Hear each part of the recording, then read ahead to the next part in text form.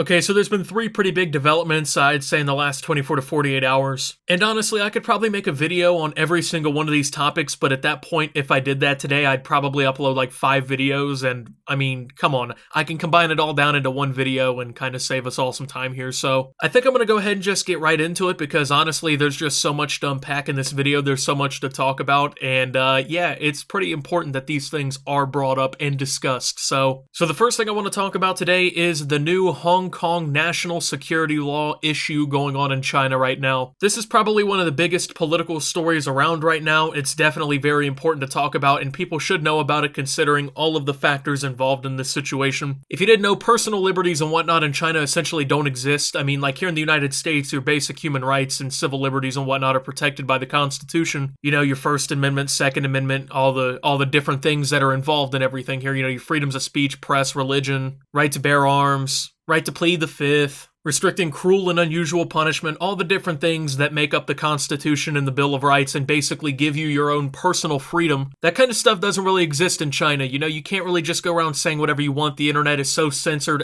to the point that it's really not even the internet that we know. The government monitors everything that they do, and they have a social credit system. So hey, if you do something that the government deems bad, guess what? Your social life can essentially be ruined because of that. Living in China is definitely rough. I mean, it's already a developing nation, and then you add on to the fact that all of this different stuff goes on.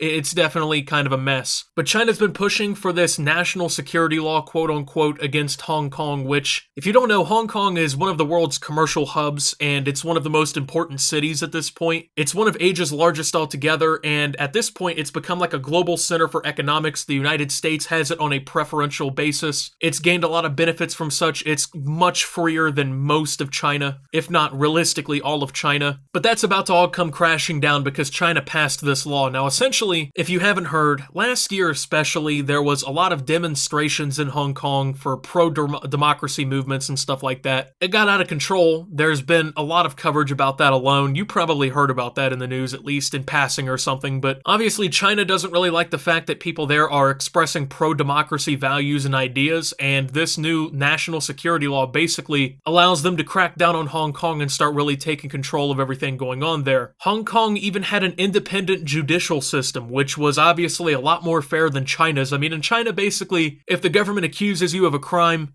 I mean, you don't have like the right to a trial and true representation and maybe even like a jury and due process. That stuff doesn't exist. If the government says you've committed a crime, you're definitely getting punished for it. I mean, you're simply not getting out of it. That's how it works there. Now, in Hong Kong, the judicial system was independent, so it was a lot more fair and it was a lot more lax on a lot of that different stuff. So all of that is basically at risk now because obviously if China really kind of cracks down on everything, they're definitely not just going to let people have a fair shot. Now, Hong Kong was given to China by the United Kingdom way back in 1984 in a treaty between the two countries. And as part of this treaty, basically, the UK mandated that Hong Kong was supposed to be highly autonomous, and they were supposed to be like a little bit more self-ruling and a little bit more free. Now, China definitely did comply with this for the most part up until, well, basically now. There's really no potential for them to be highly autonomous if the Chinese government is passing a law like this and cracking down. China's government has maintained one of the roughest strangleholds on its population in the world. It is ranked consistently among the lowest, if not at basically the bottom, for human freedoms, civil liberties, things like that. And it's gotten so bad, with speech against the government basically being persecuted so badly, that pro-democracy group Demosisto has had to disband. Now, one of the prominent figures of the group, Joshua Wong, made the announcement on Twitter, and it's unfortunate because people who believe in pro-democracy ideals basically face persecution from the Chinese government. And these people likely face serious consequences against them if they were to be a part of a group like that under Chinese censorship, because it's essentially criminal to be democratic. But that's not all we have to talk about today. Of course,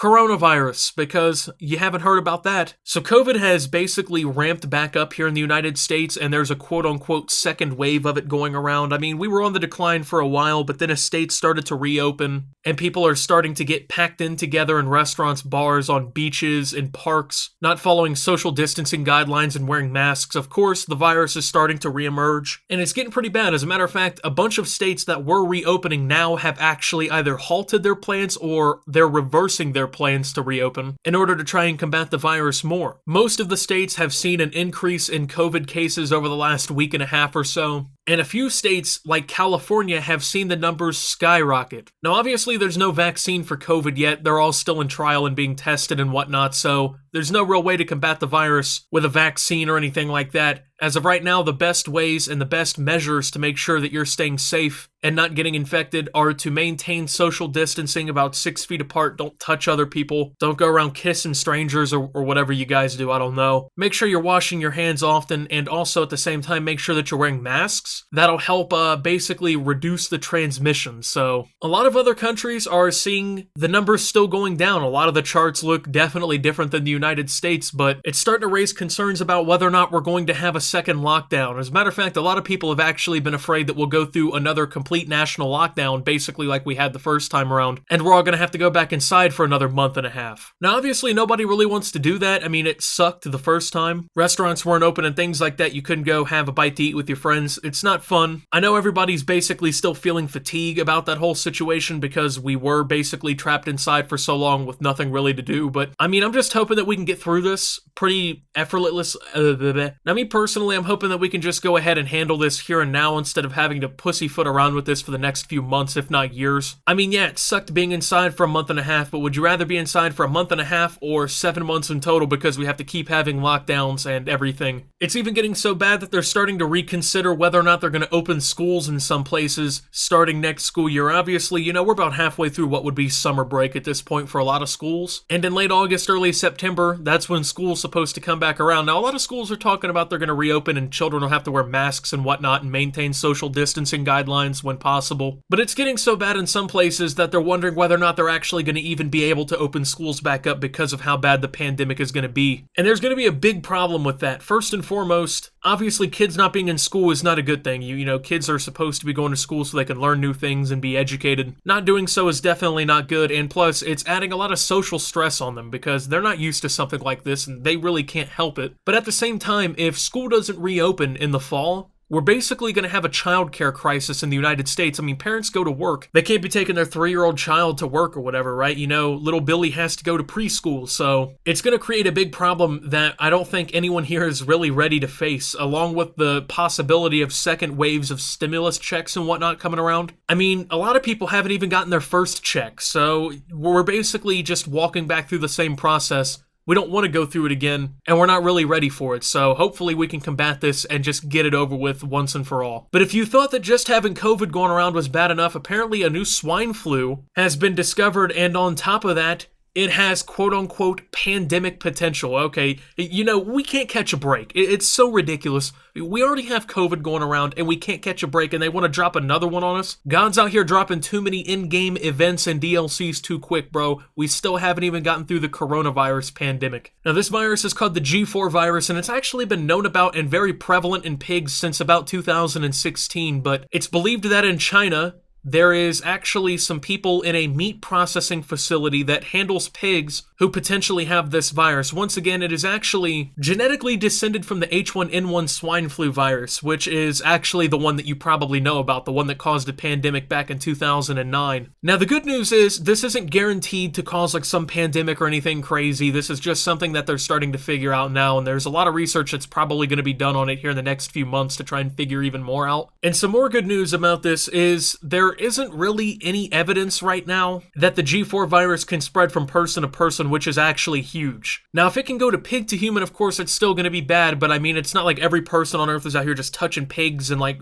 touching their nose and face and whatnot. So if it can't really spread human to human, that's going to definitely significantly reduce the probability of some crazy outbreak or even a pandemic. But of course, nothing is guaranteed, and they could figure something out here in the next few weeks or months, whenever, and our fundamental understanding of this whole thing will flip upside down on its head. Now, currently, people are calling for the Chinese government and farmers to try and control the spread of the virus between pigs, and then also closely monitor people who work with the animals to figure out whether or not there's any crazy new symptoms or to see if it'll actually transmit via human to human. As of right now, it's basically just being watched with a very close eye, and there is definitely some worry about it because, I mean, it could definitely end up getting bad if there is some sort of human to human transmission, but as of right now, there is no evidence for that. So, I mean, Just a really weird news lineup, I know.